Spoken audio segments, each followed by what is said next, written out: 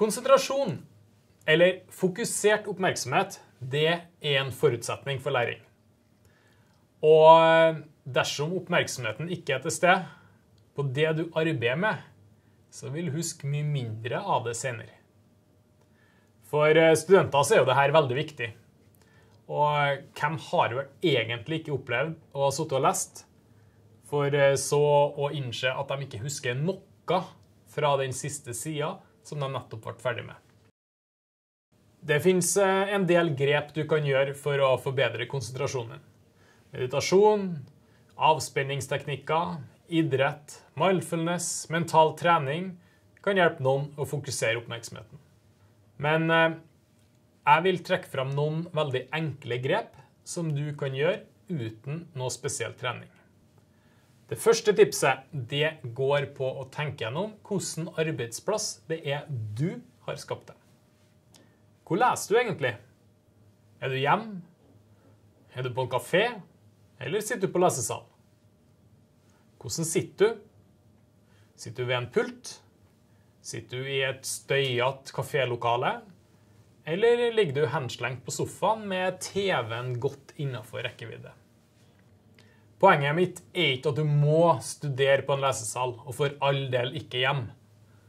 Men at du kan prøve å bli litt bevisst over hva du gjør, og hvor lett du lar deg distrahere av ting der du arbeider. Og hvor får du egentlig til å studere best?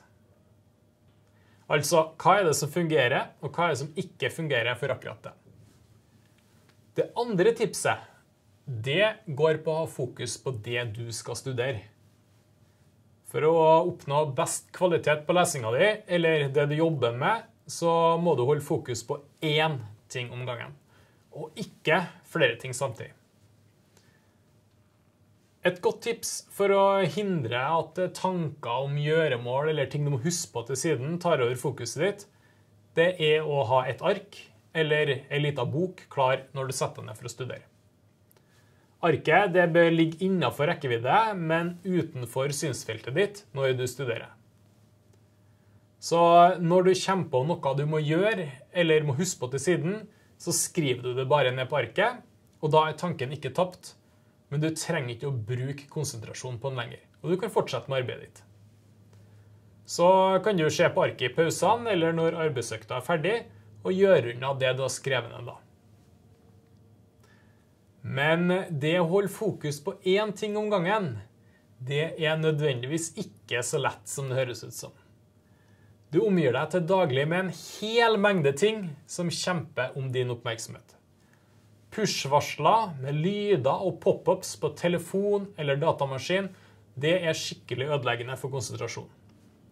Og fristelsen for å sjekke meldinger som tikker inn kan fort ta deg ut av den gode flyten du var inne i. Det tredje tipset, det handler om å eliminere oppmerksomhetstyver. Sett telefonen i flight mode eller lydløs. Legg den i sekken eller utenfor synsfeltet, eller for den del gi den til en medstudent og si at den her skal jeg ikke ha tilbake før jeg er ferdig.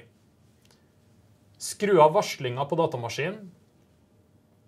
Logg deg ut av sosiale medier. Og så er det kanskje ikke så smart å sette seg ved siden av den mest pratsomme medstudenten på lesesalen. Så kan du heller være sosial, sjekk telefon, mail, sosiale medier i pausene eller på tidspunkt du har satt av til det. Poenget mitt er igjen at du som student skal bli bevisst hvilke distraksjoner du har rundt deg når du studerer. Og på den måten så kan du tilpasse eller endre adferden din, sånn at du i større eller mindre grad kan unngå dem. Og gjennom det ha fokusert oppmerksomhet på studiene dine.